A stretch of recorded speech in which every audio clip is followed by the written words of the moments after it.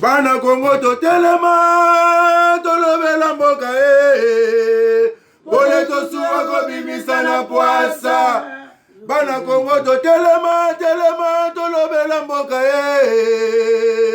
Bole to suwa ko bimisa na poasa Ba député to votaki bazo salarien bazo salarien to tele na funa bazo salarien Congo to lega na mwamba bazo salarien to tele lukunga bazo salarien na baboko kula bibembe bazo salarien to zonga na changu bazo salarien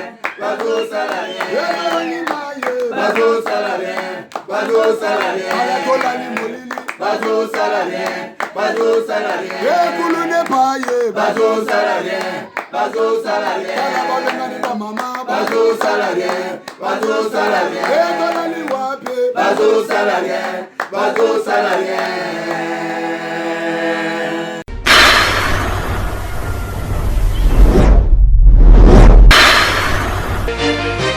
Ouais, monde entier. Ça, c'est le roi du phénomène qui subit. Vous savez, biso trop. Ça, là, on a le mot.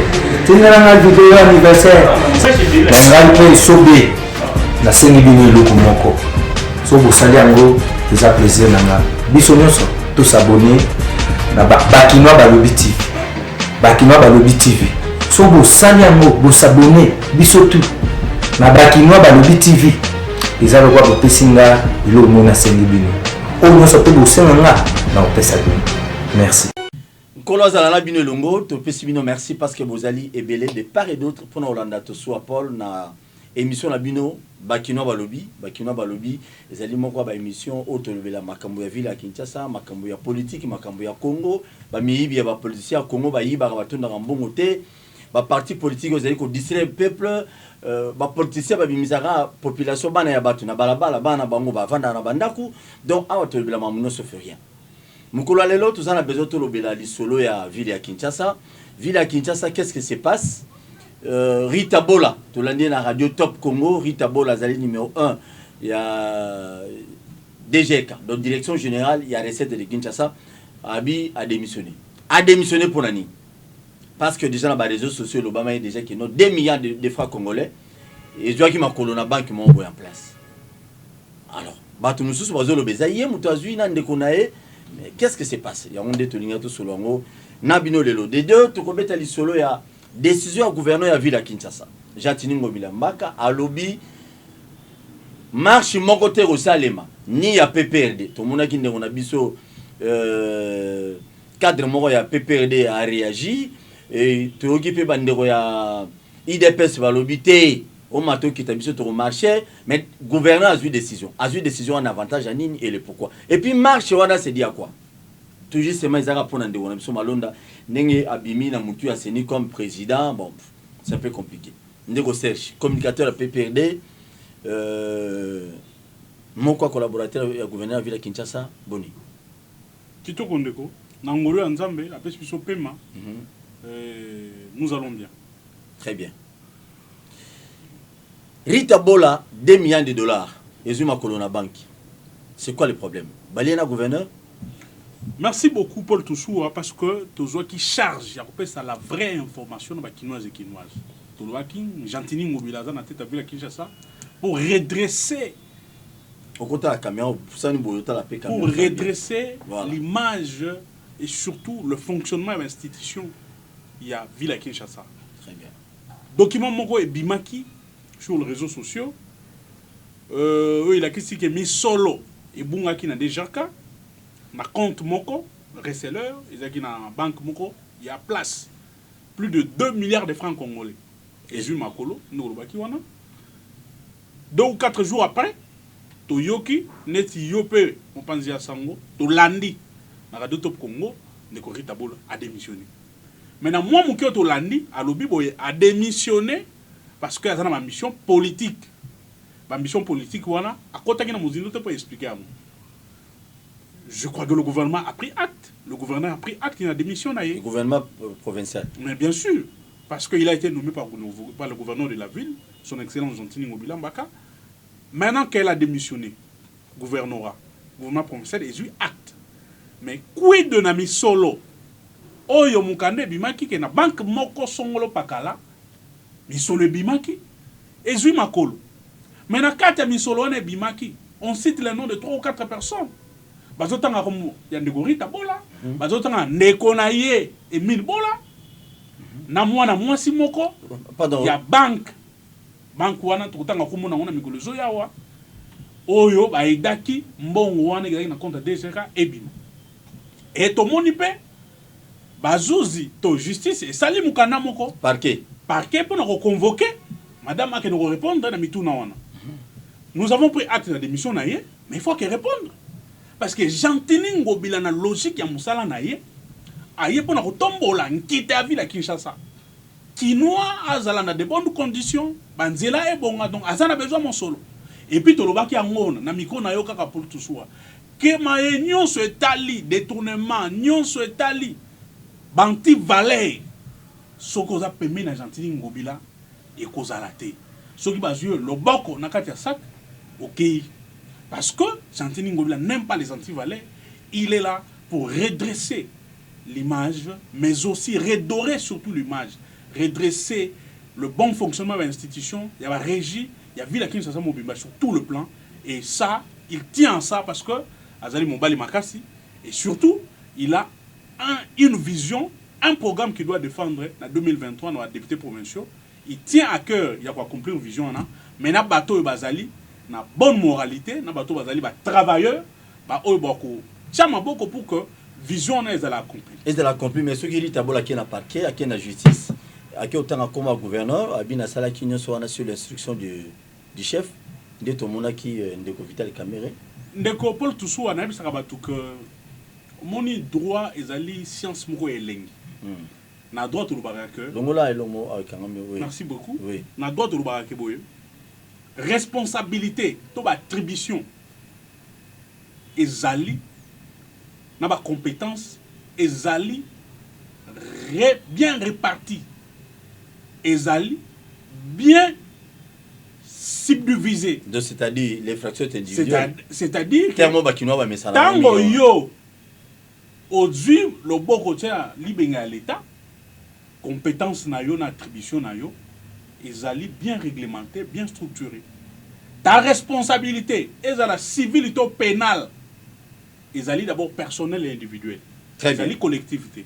On est allé dans le gouverneur. Donc, est allé gouverneur.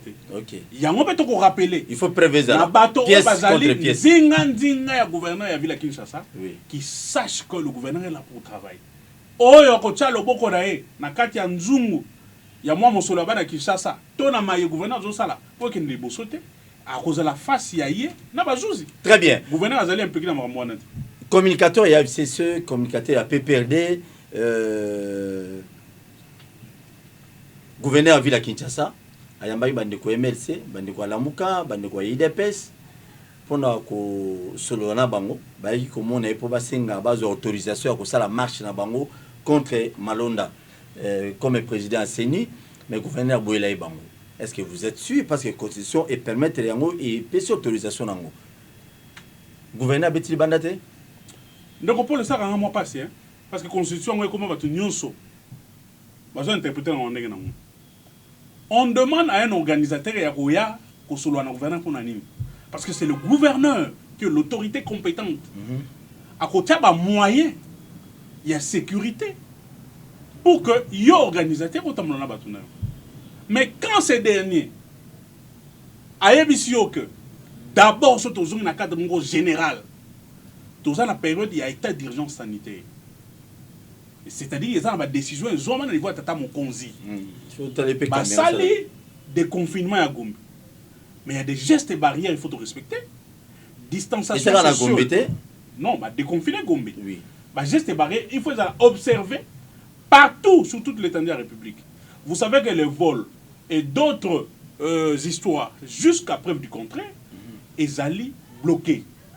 Et Ningisa et Pesamato, mon cas, nous avons que regroupement, il y a plus de 20 personnes qui ont ça. Mais à notre grande surprise, nous sommes très étonnés. Tout le monde qui va négocier, ils dépassent d'abord eux qui sont dans un parti présidentiel.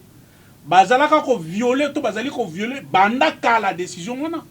Ils ne tiennent pas compte de ça. Bah organiser ba marche na ba cellule de base dans bango to ba ba parlement debout, ils se réunissent sans masque, sans lokomoko. Ça fait la honte. Mais ce que le bio en avant continué. T'es avant continuer mais dans le Bumbashi bino ba to FCC. Na gouverneur na bino organiser qui marche kuna. Merci beaucoup, je vais te répondre à cette question. Mais na tenez qui compte à mambo na ko yebisa yo. Oui. Il dépêche ça sali ba marche ba buki banda ko bato sali bato. Yo mona ki peut organiser. Mais si aujourd'hui on arrive à rétorquer tout, c'est parce qu'on a compris que tout c'est trop. Mais non, mais dans l'IDPS dans le lobby en par rapport à respecter les gestes de barrière. Dans le Bumbashi bino bosali ici. Et bon pourquoi pas? Vas-y non, ngana tout na tout. Très bien. Ngapena tout na zone c'est le mutu na wana. Tango IDPS. Merci beaucoup. Tango IDPS on sala ba marche ao. Aki ko siéger na siège à l'Assemblée nationale. Abuki banda kwa bato. Pépère da sala qui marche. Parce que on était dans le strict respect, tout ça, partout, on respectait la décision du chef de l'État, dans l'institution. Bah, on va violer un mot. Mais est-ce que, biso peut pas de toka en arabe, beaucoup, tous les raïs de PSA violent la décision du chef de l'État, biso total arabe. Est-ce que donc, il ne peut pas violer le rôle de la banque? C'est ce que nous disons. C'est pas là que j'ai compris. C'est ce que nous disons maintenant. FCC a violé le rôle de l'IDPS. C'est ce que nous disons maintenant. Oui. Comme l'UDPS sort dans la rue, Azo Bouka, Azo Yib, Azo Sabilo Kabatou, la police a dit ça a été. Nous aussi, nous allons sortir dans la rue. Comme ça, la police, voilà. Marcher. Mais c'était prévu pour quand? C'est ce que je dis. Pour le cas de l'UDPS, maintenant nous rentrons dans un cadre purement administratif et politique. Dans la ville de Kinshasa, le gouverneur a lobby. Compte tenu de la mesure, de la décision de l'Union sur Zomaki, marche Mogo Salemati. Ni à PPRD, ni à IDPS, ni à parti Mogo à la Mouka. Et là, comme ça, IDPS c'est comme allié à la Mouka, les lots, et là, comme moi. La Mouka est contre Félix Tshisekedi. Balobi, bango na logique à vérité des urnes. Schéma et déstabilisation na révolution. Fayulu lobby à Limbisi Bakinyoso. Merci beaucoup. À Limbisi, mais ti lelo Fayulu. Au moins dans cette interview na poto. Mutu monga a Limbisi que yo linga ba bengo président élu. Aucune réponse. Alobini. Azongi journaliste wana. Yo za journaliste monene la nangu. Abi monsieur, il faut pas dire cette bêtise. Ah, ce journaliste, on a bon. Il y a Nazali président Eli. Donc, nous avons le président Eli Bibalé. Ceux qui dépassent les lois comme aller à la Mouka, nous voyons que nous avons le président Eli, nous avons le président Bibalé. Et puis. Comme ça, tu peux Balbina, Joseph Kabila pas. Non, Joseph Kabila, c'est sénateur. Peut évoluer. Afani Nangoma Kingakati, Azota la Binoma, Yabuzo, Bozosala. Aza Kunate. Deuxièmement, Kabouya. Augustin Kabouya lobby. Oh non! Bah, député FCC, va député nommé. En bon? Député national, na chef de l'État va voter mon colo, moko. Donc, ce qui va député à FCC va nommé. Donc, Kabou, il y a raison à que chef de l'État paie. Azaki nommé. Nous devons conclure. Tout ça la déduction dans le sens où on a. Et Lelo, Malong a commis mon toumabé. Qui a défendu le candidat Antoine à la Cour constitutionnelle? Lelo, chef de l'État. C'est Malonga. C'est la CENI. C'est la CENI, mais à travers Malonga. On sent Malonga. Ah oui. Parce qu'il y a un preuve union sur la lobby. En tant que secrétaire technique. Lelo Malonga, comme nous m'appelle.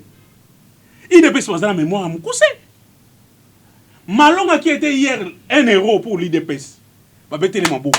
Lelo comme il nous. Et puis toujours ma confession religieuse. Ça va bisouter. Bino Batbazaki 28 personnes. 28 personnes en liste. Bo sali élection, batika les 8, batika les 6, batika les 7. Ti batika les balé. Ti batika les balé bo sali élection. Ronsa Malonga alongi. 6 voix sur 8. Candidat catholique. Ambongo agina candidat nae. Candidat wana mwana nkasi nae. SCC agina candidat nae. Candidat wana mwana nkasi nae ndeko nae. Balongwe parce que ba incompétent ba sala te. Moko kutazaki candidat na élection o e uto ko lega na Équateur kuna. Balongoli. Malonga alongi. Alongi po azali na puis ya bino FCC. Na PPRD. Malonga n'a jamais été du FCC, moins encore du PPRD. Et là, Malonga a côté na CENI. Tout ça que mission de bon à film Malonga a côté na CENI na concours il y a PNUD. Il n'a jamais été du FCC. Ce qui Malonga a dit na FCC. J'adore en Galek. Comment quelqu'un peut na lobby? Comment quelqu'un peut dire FCC qui était wana yom tolobi Tengate, ça s'est dit à la cité. wana yom tolobi Oh, ils allaient bakino balobi, ça s'est dit à la cité. ya wana bisio Ouais. wana yom tolobi Ngate. biso tolobi ke Shadrack ba Bakino de balobi. Ouais, bakino ba Congolais muso. voilà wana zo opinion na bango. Ouais. Alors maintenant Ouais. comment un parti présidentiel qui ne respecte pas les ordres prises ou les décisions prises par les chefs de l'État a cru que se rallier à un parti opposition qui conteste même légitimité dans le pouvoir et chef de l'État là-bas.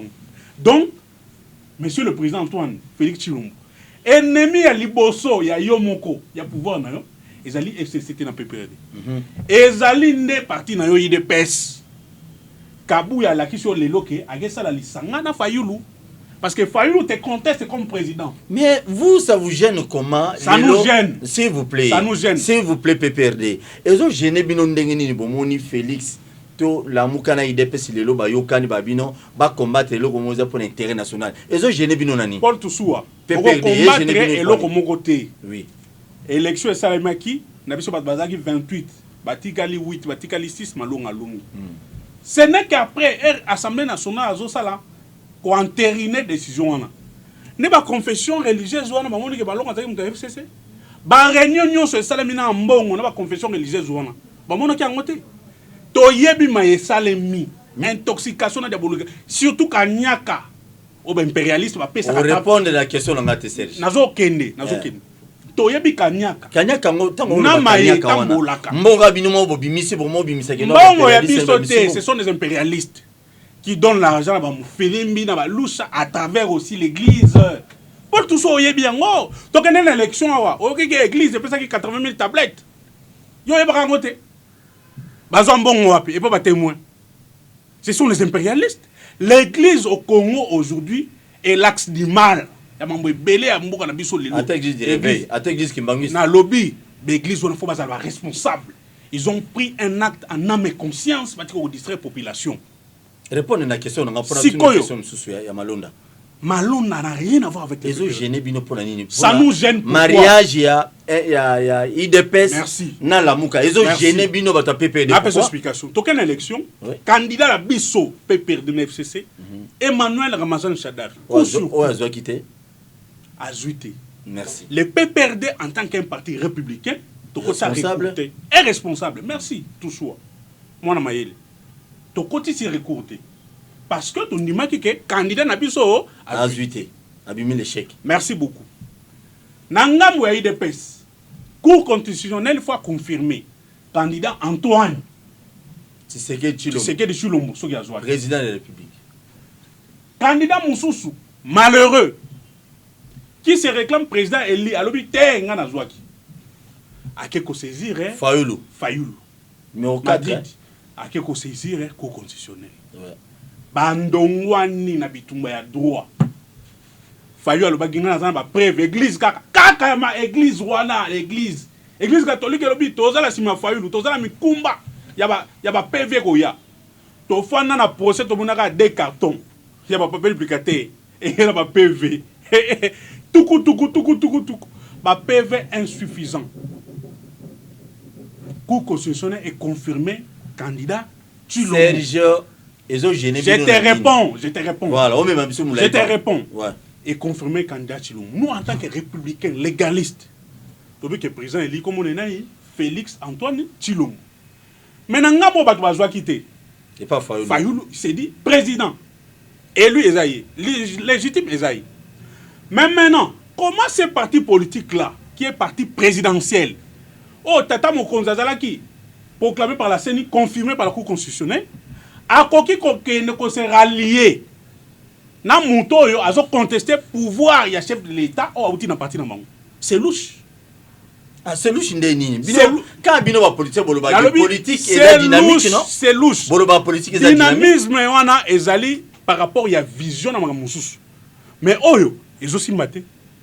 Ou soit, l'IDPS reconnaît aujourd'hui, il y a bateau balobra, que Félix a été nommé et que le vrai président Eza Fayoulou, balobango ouvertement.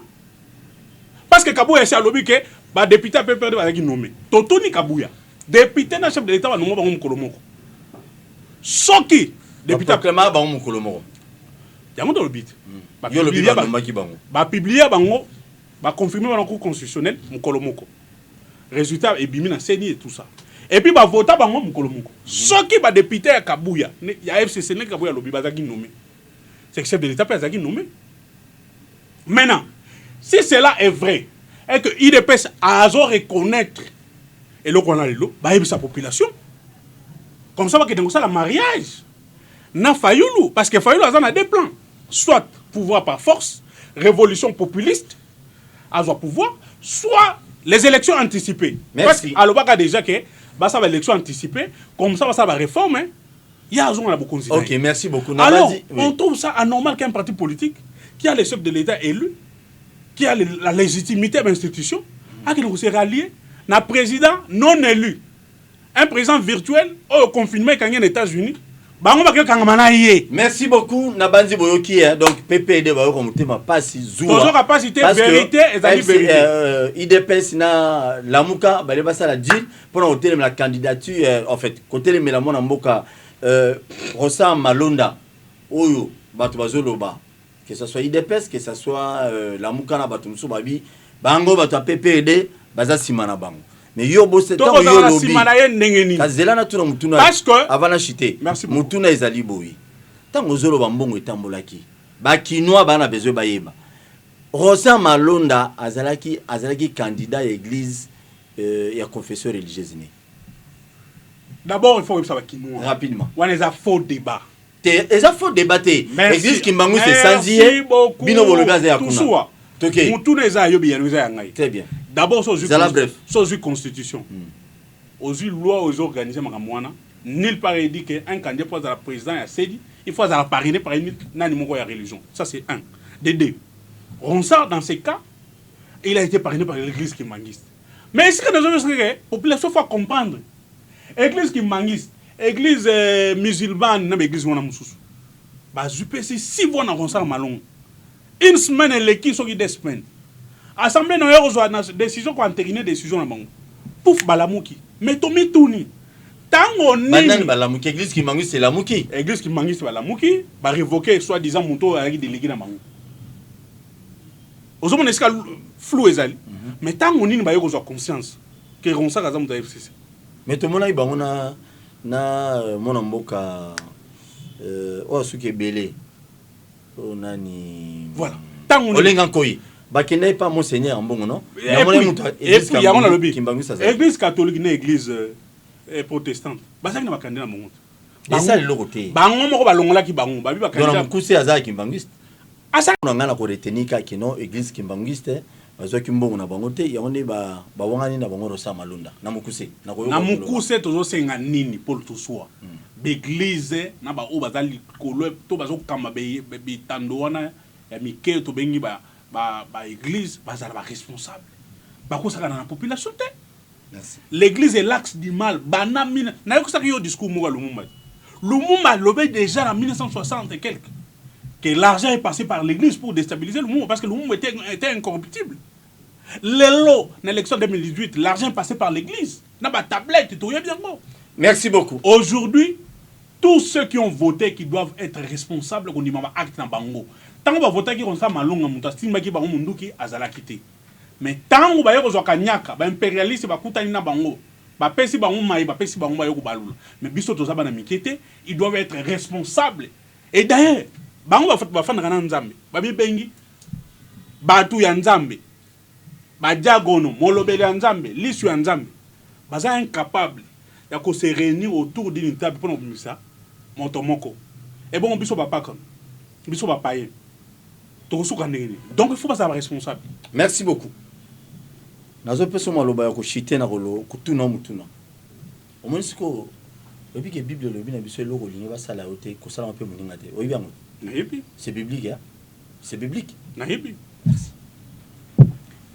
Le lo uti ko lobawa que IDPS gouverneur la ville a boy ba sala marche. IDPS karaté peut perdre. Te wana za formalité. Wana yo lobby. Te za bongo. Mais na moment bino bozaki na ba faire. Ce qui DPS abimi, il faut bato bakufa, il faut bato babukana, il faut bato bakene makala. Mais depuis IDPS a remis au bima depuis bango chef de l'état pour outina IDPS a komi mo konzi. Wala za information na yo. Kasite eza mituna na ngai. Eza na information te. Merci beaucoup. Nyonso bino ba no sa bakana nyonso ba no sa la IDPS. IDPS a mozo ngisala bino lelo mo sala bino passe. Tout ça. Et on est gouverneur à boyi pendake marché zalati. Mais na katanga boutique marché bima. Tout ça. Marché salim. Ouais. Na ebiso que PPRD est un parti organisé, structuré. Na désordre. Je te dis que na ebiso que PPRD est structuré, organisé. Il n'y a pas un parti dans ces pays où ils sont structurés, organisés, implantés comme le PPRD des AT. IDPS. Wana, ça n'engage que toi. IDPS n'a pas l'eau. Na ebiso mais, ce que babani numéro 1, PPRD. Et vous allez pas l'eau pour parler comme balé. Na ebiso, wana, ça n'engage que toi. Numéro 1, PPRD. Voilà. Ce qu'on a répondre, IDPS a mis constaté, a constaté que bangondi bazana monopole ya violence ya balabala. Wana c'est eloko mi liboso. Ya liboso na bakisi. Eloko mi balé. Militaire sur ya eloko ya mi balé. Wana magamozo ba eza ya yo na bato ba pesu mituna wana. Eloko mi balé. Il faut bayeba. Bayeba que Kabila était au pouvoir, IDPS ça là ba marche ba kufate. Ah, tika biloko wana ko. Na so bisa yo. Bemba azonga ça n'engage que moi. Bazona na biso ba juger. Évoluer. Bemba azonga awa. Bakufa combien? Madidi azonga awa. Kabila était au pouvoir. Bakufa combien? Yemo Félix Antoine Chilomo na Kamir bazonga awa. Bakufa combien? Basali ba meeting na Saint-Thérèse bakufa combien? Batumba ba siège na moment na bino. Oh papa, on des exceptions, ce n'est pas les PPRD. Yo le bimomba match par exemple belé on match c'est seulement muto kufa. OK, c'est bon. Kolbate que ça ne bangonde ba yé ba kufa te. Des deux, biso PPRD. Kabila au pouvoir. Un certain 17 ou 16 janvier, to wuti na messe na cinquantenaire. Ba peki ça biso to marché. Na ma service à la police car na 24. Et on est en formalité. On nous a dispersés. Bobi Marara mettre au Panzabino. On a yom to zolo ba. On a besoin de information, pas besoin de vraie. Mais ba kino mususu ba disperser biso. Kimbo était gouverneur à ville à Kinshasa. PPRD, membre bureau politique, a joué décision pendant un moment, je crois 6 mois ou 9 mois. Meeting ce matin. Meeting de M. Zara reporté. Il n'était pas du PPRD. C'est ça ma stratégie. Je te dis que cette histoire, ça n'a rien à voir avec le PPRD. Très bien. Moins encore, dans la couleur politique. Mais bon, le gouverneur de la ville, c'est lui, le numéro 1, soit l'autorité urbaine. Les patrons. Les patrons de Ville Kinshasa a décidé. Ni le PPRD ni l'IDPS. Ce qui l'IDPS a obéi, a obtempéré la décision du chef de l'État, le gouverneur de la ville, a recoupé dans la PPRD dans Zélana. Bon. Il y a un avis sur. Est-ce qu'il y a un problème des Zélana? Donc, Zélana, l'IDPS est tout à la PPRD, donc, bino bokomi ba policier à gouverneur. Non, biso ko ba policier gouverneur. Mais comment pour le bakino ba kutana? Paul Toussoua. Biso to kotaki mukana en tant que parti politique. SPA Ferdinand Kambeka kotaki mukana au nom du parti pour la marche. Gouverneur Aboyi. Tonimi. Mais comment bien vous et puis chef de même date na IDPS. Biso to lwaki du 9 du 8 au 13. Ça va marche. Et puis chef de l'État, état d'urgence à mon mebele, gouverneur Lobakian, marche Kozalati. Mais si l'IDPS pense na la muka aller na Mikolo que ils peuvent nous défier. Ils peuvent défier les chefs de l'État et le gouverneur de la Bible na balabala. Ba kuta na pied na biso. Biso to kutana. Na bino PPRD. Mais biso peut bimaki. OK. Parce que ils n'ont pas les monopoles leur violer la décision de l'autorité compétente. Parce qu'apparemment IDPS autorité dans mon commune Martin Fayoulou. Comment reconnaître que chef de l'État? Merci. Mais biso to donner ma chef de l'État. Engagé tout ça. Toujours mon nom. OK. Toujours mon nom. Merci. Et ça alors biso si ça rapidement, biso chef de l'État au hasard élu et éligible. Au Azali, au Kamamboka Félix Antoine Chilomo, gouverneur de la ville de Kinshasa, Gentini Mobila, a suivi la décision, gouverneur de la Bignette. Le gouverneur a suivi décision, chef de l'État. Mais chef de l'État a suivi décision calade. Que pas de regroupement à 20 mais personnes. Mais pas de regroupement, dans le Lubumbashi, bino bosalinde. Mais Lubumbashi, il dépasse awa, viola qui siège à l'Assemblée nationale. Ah donc bon, ça comparaison. Oh mais soyons ça. Merci beaucoup. Il y a un nom. Tout à la plaisanterie. OK, il y a un nom, ils ont circulé dans les réseaux sociaux un peu partout. Adolphe Elmano, premier vice-président, il y a Séné. Mais biso tout ça parti mouko organisé comme je te dis. Oui. Adolphe Dans le Lumanu. côté PPRD déjà, Adolphe Lumanu, premier vice-président c'est un CENI. kabyliste de sang et dans l'âme. Adolphe Lumanu, c'est un professeur d'université qui a ses qualités. Sauf qui, la vice-président CENI, ça m'a bêté. C'est A démissionné quand? mais oui, parce que... Non, il a démissionné parce que Bazaki est déjà hors mandat. Parce que l'urgence paie mon sous-organisation à bureau à CENI. Les bureaux actuels étaient hors mandat. Il faut il y a une année, je crois. Voilà. Ce qui est parti, président national, le camarade Joseph Kabila Kabange, décide que Adolphe Lumanu, Bonasef, a comme vice-président CENI. Mais il est kabiliste. Mais là, il est PPRD. Mais on a bien tu DP c'est KO debout hein. Mais dans lobby bango bazana bato mayele te, bato abuania. Banan. Baparti on otangi wana IDP sona. Bato ya buania na Trump ba Lumanu. Ya ba Shadari, ya ba Boshab, ya ba Mova Sakani. Na Trump ya ba Mina Kambere. Kamera za mtu PPRD te? Kambere. Ah, Ferdinand Kambere, SPA. Bazana bango te? Bazana bango te. Donc na ide na PPRD ngande bato mayele ba vana Congo. Ba parti nyonso. Na lobby ba loi nyonso. Na pesa ko exemple Paul Tousoua. Na mboka oyo. Cité wana. Na mboka oyo. Ouais. Ba loi nyonso lelo. Constitution, il est comme Bible à IDPS. Constitution na biso ne touché pas à l'article tel. Er biso to ça la défense à constitution na IDPS aki na nzela zo buka biloka bato. Kabila tekima. Banani ba réfléchir, ba loi, il y a réforme à la magistrature, il y a armée, il y a administration publique, il y a finance. Loi, il y a code mignon, les lois, banani ba sali. Merci. Na FCC. Merci beaucoup. Bango loi ni ba proposer. Et puis na FCC qui quel peuple d'abord? C'est un slogan creux. Merci. Tuna Muzito, Martin Fayulu, 3 fois député. Loi ni na sala pour la population. Merci beaucoup. Phrase ya Suga Roloba. Merci au bureau à Sénir, vous allez composer, le monde s'est retrouvé dans 4. Sincèrement, il faut lutter parce que Ayebi territorial mingi, azana matière belé des fois votre donc le professeur FCC a PP déjà parti à Mayele. Bango ba continue. Na yebi sur que na personne. Tout ça, je vais citer par là. Tous les élections en 2010, 2016, 2015. Ba lobby ke batina ba tuna CENI. Comme ba représentant et opposition ceux qui ni wan. Obi ke batina ba tuna CENI ba yebo ko commenter. Merci beaucoup. Merci Nabino Nyosobotola Nibiso te pesino merci. Mais machine a voté hier. Likambo ya Seni, eza likambo ya ba Congolais mais fonde ba to boanya. Bon, bien que Adolphe Lumanu Bonasef Fozane ya PPRD, mais sera se retrouver na Seni, na mayel, na ba stratégie na sur le plan technique. Oazanango et oza quand même quelque chose d'intéressant. Na IDPS na yebi na ba parti mususu et opposition ba lukapi ba to mayel. Non, na Congo et autant maintenant na ba réseaux sociaux on nga na tangi. Adolphe Lumanu Bonasef. Alors te pesino merci. Bon s'abonner massivement à la chaîne sur YouTube. To kutane lobby Congo zara ya PPRD TT.